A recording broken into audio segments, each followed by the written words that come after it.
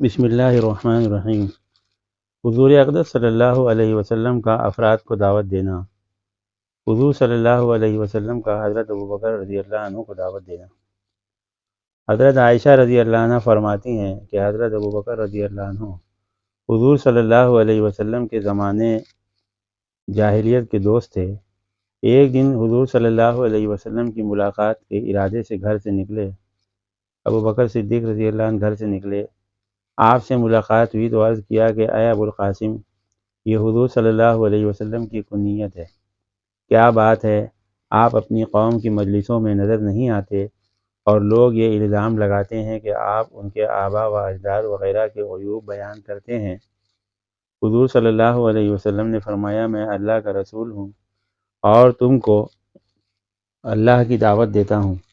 یوں ہی حضور صلی اللہ علیہ وسلم نے اپنی بات پوری فرمائی، حضرت ابوبکر رضی اللہ عنہ فوراً مسلمان ہو گئے۔ حضور صلی اللہ علیہ وسلم حضرت ابوبکر رضی اللہ عنہ کے اسلام لانے سے اس قدر خوش تھے اور اس خوشی کے ساتھ واپس ہوئے کہ کوئی بھی مکہ کے ان دو پہاڑوں کے درمیان، جن کو اخشبین کہتے ہیں، آپ سے زیادہ خوش نہ تھا۔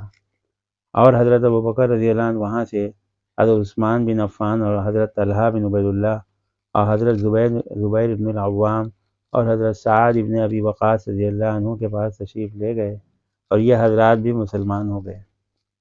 دوسرے روز حضرت ابوبکر رضی اللہ عنہ حضور صلی اللہ علیہ وسلم کے پاس حضرت عثمان بن مظعون رضی اللہ عنہ، حضرت ابو عبیدہ ابن الجراح، عبد الرحمن بن عوف رضی اللہ عنہ اور حضرت ابو سلمہ اور حضرت ارقم بن ارقم کو لے کر حاضر ہوئے اور یہ سب حضرات بھی مشرف با اسلام ہوئے۔ حضرت ابوبکر صدیق رضی اللہ عنہ کی حضور صلی اللہ علیہ وسلم سے ملاقات ہوئی تو انہوں نے عرض کیا کہ اے محمد صلی اللہ علیہ وسلم، قریش جو کچھ کہہ رہے ہیں کیا وہ صحیح ہے؟ آپ نے ہمارے معبودوں کو چھوڑ دیا ہے، آپ نے ہمیں بیوقوف بتایا ہے اور ہمارے آبا و اجداد پر کفر کا الزام لگایا ہے۔ آپ نے فرمایا ہاں یہ سب صحیح ہے، بے شک میں اللہ کا رسول ہوں اور نبی ہوں، اللہ نے مجھے اس لیے مبعوث فرمایا ہے تاکہ میں اس کا پیغام پہنچاؤں۔ میں تمہیں یقین کے ساتھ اللہ کی دعوت دیتا ہوں، اس کا کوئی شریک نہیں ہے، اس کے سوا کسی کی عبادت نہ کرو اور ہمیشہ اسی کی اطاعت کرتے رہو۔ اس کے بعد آپ نے قرآن پڑھ کر سنایا۔ حضرت ابوبکر رضی اللہ عنہ نے نہ اقرار کیا نہ انکار اور اسلام لے آئے اور بت پرستی چھوڑ دی اور اللہ کے شریکوں کو بھی چھوڑ دیا اور اسلام کی حقانیت کا اقرار کر لیا اور ایمان و تصدیق کے ساتھ ابوبکر رضی اللہ عنہ واپس ہوئے۔ دوسری روایت میں آیا ہے کہ حضور صلی اللہ علیہ وسلم نے فرمایا میں نے جس کو بھی اسلام کی دعوت دی وہ ضرور ہچکچایا اور تردد میں پڑا اور کچھ دیر سوچ کر اسلام قبول کیا، لیکن جب میں نے ابوبکر رضی اللہ عنہ کو دعوت دی وہ نہ ہچکچائے اور نہ تردد میں پڑے بلکہ فوراً اسلام لے آئے۔ لہذا پہلی روایت میں جو یہ الفاظ گزرے ہیں کہ ابوبکر رضی اللہ عنہ نے نہ اقرار کیا اور نہ انکار کیا، یہ صحیح نہیں، کیونکہ ابن اسحاق وغیرہ بہت سے راویوں سے ذکر کیا ہے کہ حضرت ابوبکر رضی اللہ عنہ بعثت سے پہلے ہی حضور صلی اللہ علیہ وسلم کے ہر وقت ساتھ رہنے والے تھے اور اچھی طرح سے جانتے تھے کہ حضور صلی اللہ علیہ وسلم سچے اور امانت دار ہیں اور عمدہ طبیعت اور بہترین اخلاق کے مالک ہیں، کبھی مخلوق کے بارے میں جھوٹ نہیں بول سکتے تو اللہ تعالیٰ کے بارے میں کیسے جھوٹ بول سکتے ہیں۔ لہذا جو ہی حضور صلی اللہ علیہ وسلم نے ان سے یہ بات ذکر کی کہ اللہ نے ان کو رسول بنا کر بھیجا ہے، انہوں نے فوراً اس کی تصدیق کی اور ذرہ برابر بھی نہ ہچکچائے اور نہ دیر کی۔ بخاری شریف میں حضرت ابو درداء رضی اللہ عنہ سے منقول ہے کہ ایک مرتبہ ابوبکر رضی اللہ عنہ اور حضرت عمر رضی اللہ عنہ میں کچھ جھگڑا ہو گیا تو حضرت حضور صلی اللہ علیہ وسلم نے فرمایا اللہ نے مجھے تمہارے پاس بھیجا ہے۔ اس وقت تم سب نے کہا تھا کہ میں غلط کہتا ہوں، لیکن ابوبکر نے کہا تھا کہ یہ صحیح کہتے ہیں اور جان مال سے انہوں نے میری ہمدردی کی تھی، تو کیا تم لوگ میری وجہ سے میرے ساتھی کو چھوڑ دو گے؟ یہ جملہ حضور صلی اللہ علیہ وسلم نے 2 دفعہ ارشاد فرمایا۔ اس کے بعد حضرت ابوبکر رضی اللہ عنہ کو کسی نے کبھی کچھ تکلیف نہیں دی۔ حضور صلی اللہ علیہ وسلم کا ارشاد اس بات کی کھلی دلیل ہے کہ حضرت ابوبکر رضی اللہ عنہ سب سے پہلے اسلام لائے۔ حضور صلی اللہ علیہ وسلم کا حضرت عمر بن خطاب رضی اللہ عنہ کو دعوت دینا۔ حضرت عبداللہ بن مسعود رضی اللہ عنہ فرماتے ہیں کہ حضور نبی کریم صلی اللہ علیہ وسلم نے یہ دعا مانگی، اے اللہ اسلام کو عمر بن خطاب یا ابو جہل بن ہشام کے ذریعے سے قوت عطا فرما۔ چنانچہ اللہ تعالیٰ نے آپ کی دعا حضرت عمر بن خطاب رضی اللہ عنہ کے حق میں قبول فرمائی، اور اللہ تعالیٰ نے ان کو اسلام کی بنیادوں کے مضبوط ہونے کا اور بت پرستی کی عمارت کے گر جانے کا ذریعہ بنایا۔ حضرت ثوبان رضی اللہ عنہ کی ایک حدیث میں صحابہ اکرام کی سختیاں برداشت کرنے کے بعد میں آگے آئے گی، اس میں حضرت عمر رضی اللہ عنہ کی بہن حضرت فاطمہ اور ان کے خاوند سعید بن زید رضی اللہ عنہ کے تکلیف برداشت کرنے کا ذکر ہے، اور پھر حدیث میں یہ بھی مضمون ہے کہ حضور صلی اللہ علیہ وسلم نے حضرت عمر رضی اللہ عنہ کے دونوں بازو کو پکڑ کر جھنجھوڑا، فرمایا تمہارا کیا ارادہ ہے، تم کیوں آئے ہو؟ حضرت عمر رضی اللہ عنہ نے کہا کہ آپ جس چیز کی دعوت دے رہے ہیں وہ میرے سامنے پیش فرمائیں۔ آپ نے فرمایا کہ اس بات کی گواہی دو کہ اللہ کے سوا کوئی معبود نہیں، وہ اکیلا ہے، اس کا کوئی شریک نہیں، اور محمد صلی اللہ علیہ وسلم اس کے بندے اور رسول ہیں۔ حضرت عمر رضی اللہ عنہ یہ سنتے ہی اسی جگہ اسلام لے آئے، اور حضرت عمر رضی اللہ عنہ نے عرض کیا آپ اس گھر کو چھوڑیں اور مسجد حرام میں تشریف لے چلیں، وہاں جا کر کافروں کے سامنے کلم کلا اللہ کی عبادت کریں گے۔ حضرت اسلم رضی اللہ عنہ کہتے ہیں کہ ہم سے حضرت عمر رضی اللہ عنہ نے فرمایا کیا تم لوگ چاہتے ہو کہ میں اپنے ابتدائی اسلام کا قصہ بیان کروں؟ ہم نے کہا جی ضرور۔ آپ نے فرمایا میں حضور صلی اللہ علیہ وسلم کے بڑے دشمنوں میں سے تھا۔ صفا پہاڑی کے قریب ایک مکان میں حضور صلی اللہ علیہ وسلم تشریف فرما تھے، میں آپ کی خدمت میں حاضر ہوا، آپ صلی اللہ علیہ وسلم کے سامنے بیٹھ گیا۔ آپ نے میرا گریبان پکڑ کر فرمایا اے خطاب کے بیٹے مسلمان ہو جاؤ، اور ساتھ یہ دعا کی کہ اے اللہ اسے ہدایت عطا فرما۔ میں نے فوراً کہا اشہد ان لا الہ الا اللہ و اشہد انک رسول اللہ۔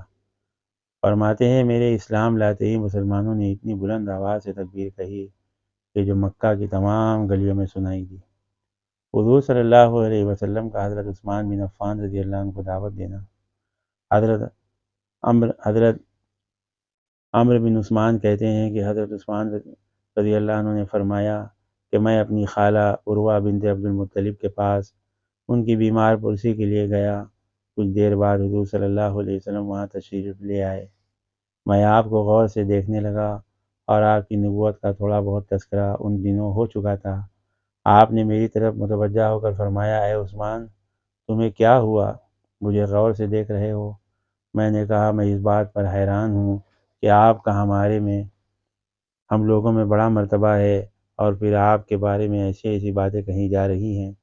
اس پر آپ نے فرمایا لا الہ الا اللہ، اللہ گواہ ہے۔ میں یہ سن کر کانپ گیا۔ پھر آپ نے یہ آیت تلاوت فرمائی وَفِي السَّمَاءِ رِزْقُكُمْ وَمَا تُوعَدُونَ فَوَرَبِّ السَّمَاءِ وَالْأَرْضِ إِنَّهُ لَحَقٌّ مِثْلُ مَا أَنَّكُمْ تَنطِقُونَ۔ اس کا ترجمہ ہے اور آسمان میں ہے روزی تمہاری، اور جو تم سے وعدہ کیا گیا سو قسم ہے رب آسمان و زمین کی، یہ بات تحقیق ہے جیسے کہ تم بولتے ہو۔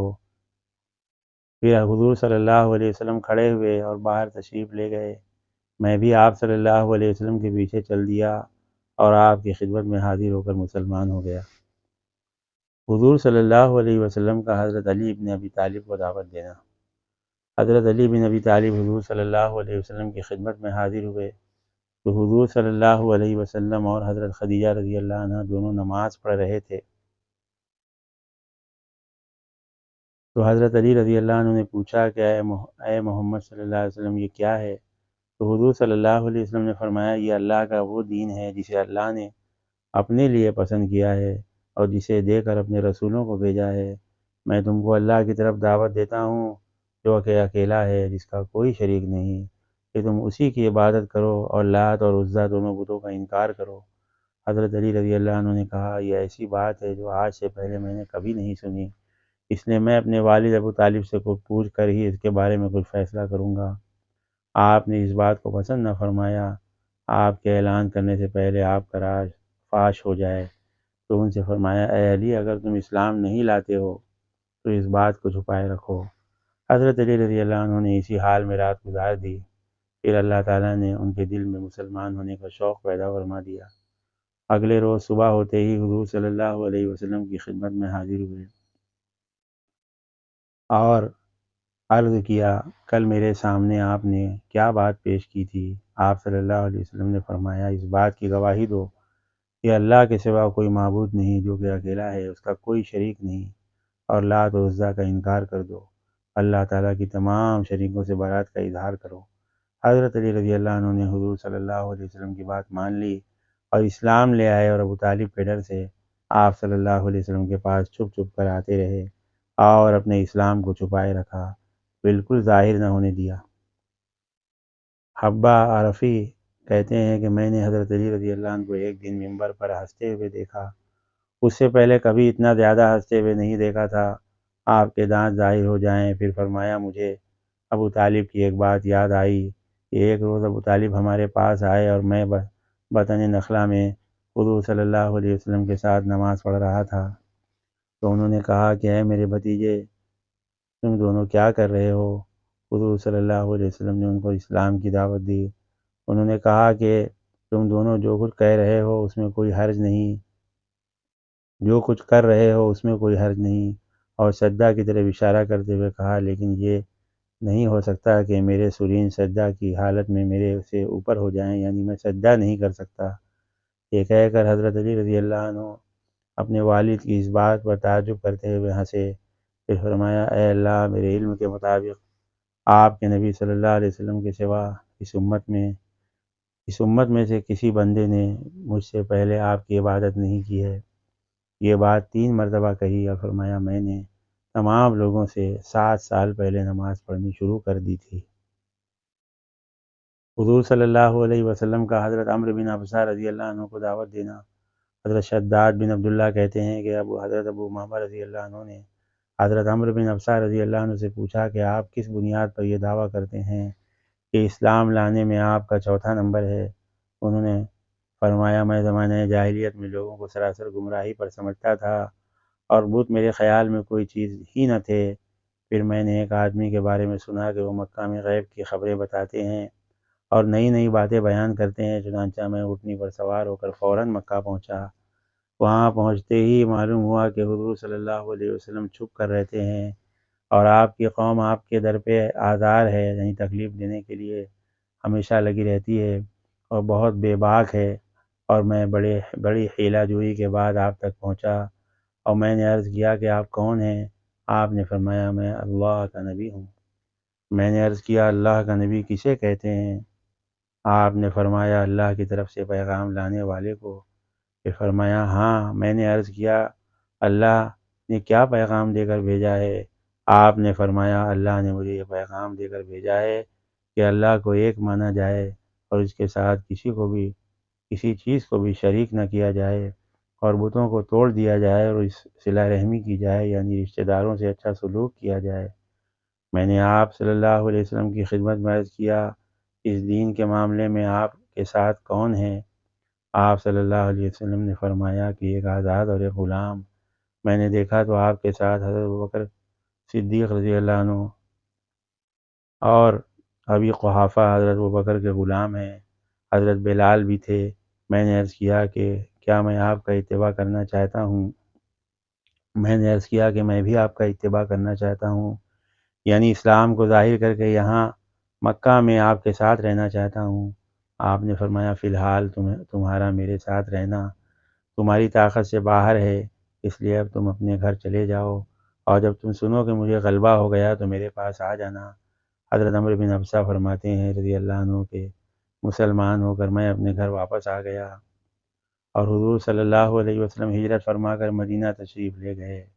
میں آپ کی خبریں اور آپ کے حالات معلوم کرتا رہا، یہاں تک کہ مدینے سے ایک قافلہ آ گیا۔ میں نے ان لوگوں سے پوچھا کہ وہ مکی آدمی جو مکہ سے تمہارے یہاں آئے ہیں ان کا کیا حال ہے؟ ان لوگوں نے کہا کہ ان کی قوم نے ان کو قتل کرنا چاہا لیکن وہ قتل نہ کر سکے، اور نصرت الہی ان کے اور قوم کے درمیان رکاوٹ بن گئی، اور ہم لوگوں کو اس حال میں چھوڑ کر ان کو اس حال میں چھوڑ کر آئے ہیں کہ سب آپ کی طرف لپک رہے ہیں۔ حضرت عمرو بن ابسہ رضی اللہ عنہ کہتے ہیں کہ میں اپنے اونٹ پر سوار ہو کر مدینہ پہنچا، حاضر ہو کر عرض کیا، یا رسول اللہ، کیا آپ مجھ کو پہچانتے ہیں؟ آپ نے فرمایا، ہاں، کیا تم وہی نہیں ہو جو مکہ میں میرے پاس آئے تھے؟ میں نے عرض کیا، جی ہاں، میں وہی ہوں۔ اس کے بعد میں نے عرض کیا، یا رسول اللہ، جو کچھ اللہ تعالیٰ نے آپ کو سکھایا ہے اور میں نہیں جانتا ہوں، اس میں سے کچھ آپ مجھے سکھا دیں۔ اس کے بعد حدیث کا کافی حصہ ابھی باقی ہے۔ حضرت عمرو بن ابسہ رضی اللہ عنہ کی ایک حدیث اور بھی ہے جس میں یہ مضمون ہے کہ میں نے عرض کیا، اللہ تعالیٰ نے آپ کو کیا پیغام دے کر بھیجا ہے؟ آپ نے فرمایا، یہ پیغام دے کر بھیجا ہے کہ صلہ رحمی کی جائے، انسانی جانوں کی حفاظت کی جائے، راستوں کو پرامن رکھا جائے، اور بتوں کو توڑا جائے، اور ایک اللہ کی عبادت کی جائے اور اس کے ساتھ کسی کو شریک نہ کیا جائے۔ میں نے عرض کیا کہ یہ احکامات جو اللہ نے آپ کو دے کر بھیجا ہے بہت اچھے ہیں، اور میں آپ کو اس بات پر گواہ بناتا ہوں کہ میں آپ پر ایمان لا چکا ہوں، اور میں آپ کو سچا مانتا ہوں۔ کیا میں آپ کے ساتھ ٹھہر جاؤں یا آپ جو مناسب سمجھیں؟ آپ نے فرمایا، تم خود دیکھ رہے ہو کہ جس دین کو لے کر میں آیا ہوں لوگ اسے کتنا برا سمجھ رہے ہیں، لہٰذا اب تم اپنے گھر جا کر رہو، اور جب تم میرے متعلق یہ سن لو کہ میں اپنی ہجرت والی جگہ پہنچ گیا ہوں تو اس وقت میرے پاس آ جانا۔ حضور صلی اللہ علیہ وسلم کا حضرت خالد بن سعید بن عاص کو دعوت دینا۔ حضرت خالد بن سعید بن عاص شروع میں مسلمان ہوئے تھے اور اپنے بھائیوں میں سب سے پہلے اسلام لائے تھے، اور ان کے اسلام لانے کی ابتدا اس طرح ہوئی کہ انہوں نے خواب میں دیکھا کہ وہ ایک آگ کے کنارے پر کھڑے ہیں۔